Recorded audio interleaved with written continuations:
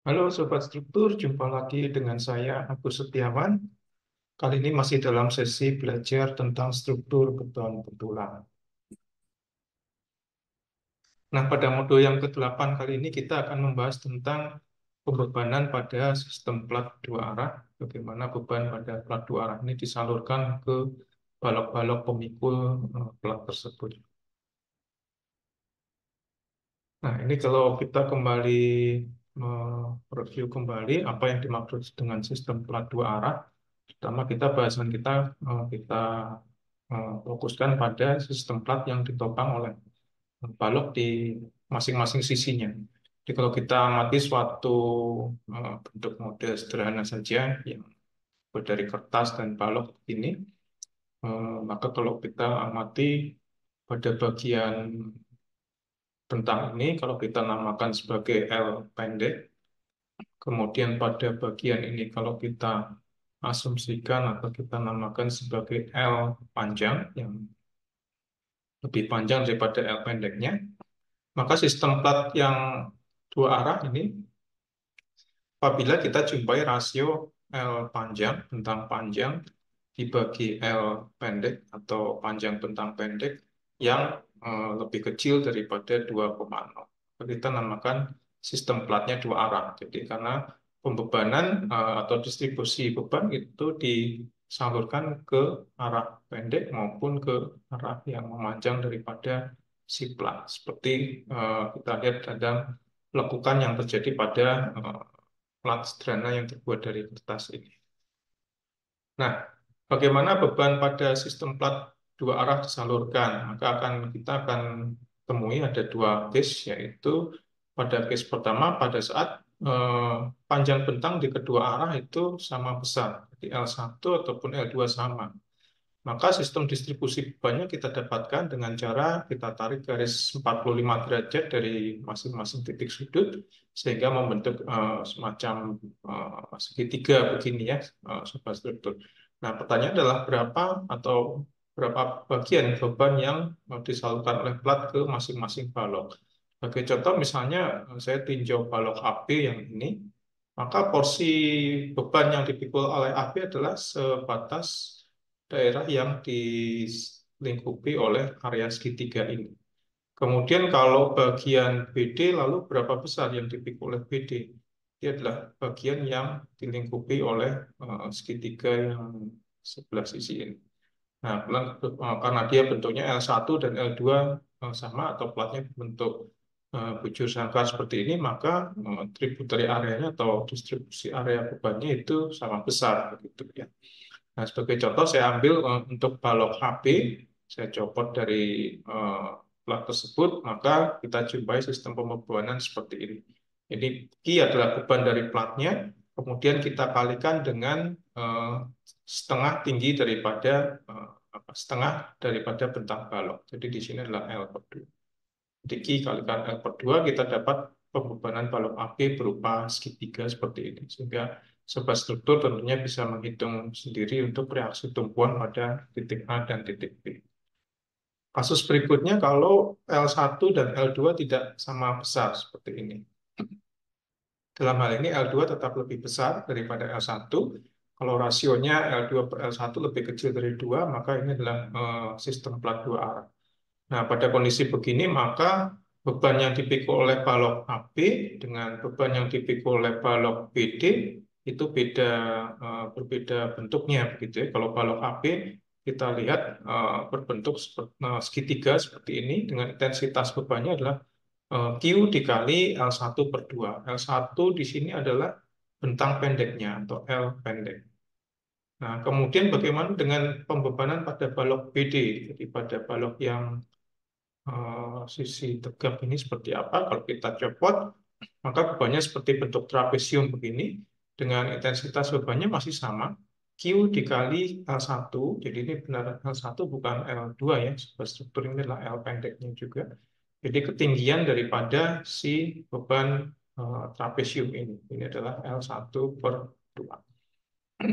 Nah, berbekal hal itu, karena ini 45 derajat, maka panjang ini juga L1 per 2. ini 45 derajat juga, maka panjang ini juga L1 per L2. Sehingga sisa bagian yang kotak ini adalah selebar L2 dikurangi L1. Total panjang ini adalah L2 ya, sobat struktur. Nah, ini adalah perbedaan antara eh, sistem plat satu arah dengan dua arah, di mana kalau plat dua arah, kita bagikan bebannya ke balok-balok penumpu dari plat tersebut. Nah, contoh kita akan menghitung pembebanan plat dua arah seperti pada saat kita menghitung plat satu arah, kita hitung terlebih dahulu beban mati yang terjadi, beban hidup yang terjadi begitu. Kita ada beban mati berupa plat beton 120 mm, sehingga kita kalikan ketebalannya dalam meter dikalikan dengan density ataupun berat jenis daripada concrete slab. Ini kita lihat dari mana? Dari SNI 1727/2020 tentang standar beban minimum pada bangunan. Kemudian ada elemen lain dari plat tersebut, kita lapisin dengan mortar semen untuk menempelkan keramik kita, katakan lapisan adukan semennya 2 cm, maka per sentimeter tebal berat adukan itu adalah 20,4, sehingga kita kalikan ketebalan dengan density. Itu juga dengan keramik 1 cm, beban beratnya adalah 23,6, kita kalikan ketebalannya 0,01. Jadi kalau keramik kita lebih tebal, misalnya 2, tinggal kita kalikan, naikkan 0,02. Kemudian gypsum board, setiap 1 mm beratnya adalah 0,008 kN per meter persegi.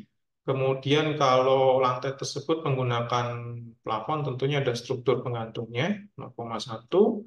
Kemudian kalau ada ducting atau MEP, kita masukkan bebannya juga. Sehingga kita dapatkan beban total beban mati dan beban hidupnya apabila ini digunakan untuk fungsinya sebagai huni.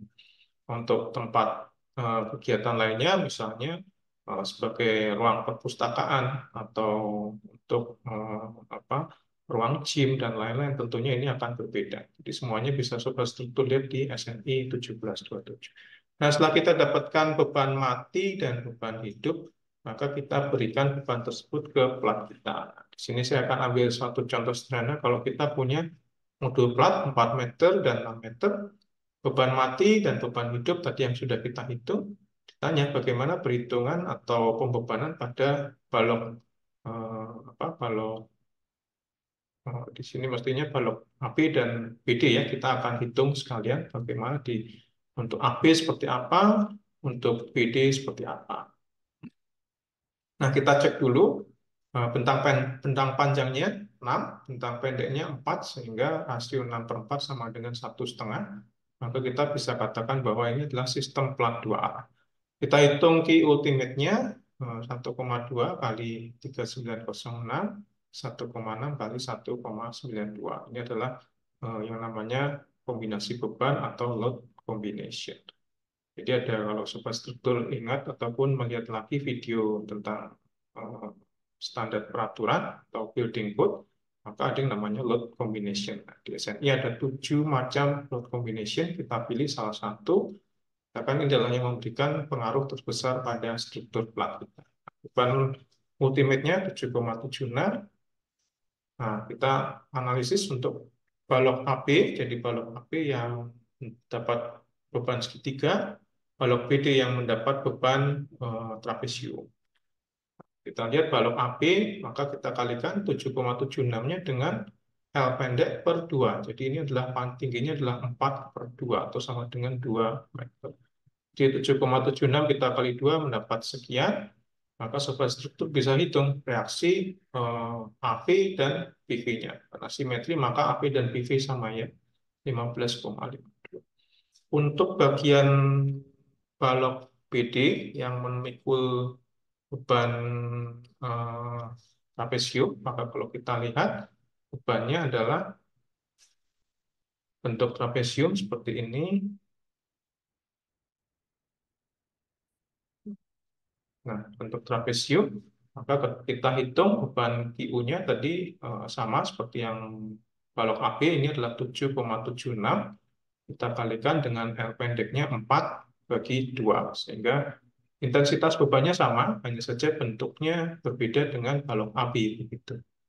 Nah, setelah kita dapat 15,52, kita tentukan dulu berapa panjang eh, segmen segitiga yang kiri, yang ini, yang 1/2, maka kalau S1-nya 4, maka sisi ini 2, sisi kanan juga 2, maka sisanya adalah panjang bentang total yaitu 6 meter kita kurangi dengan 4.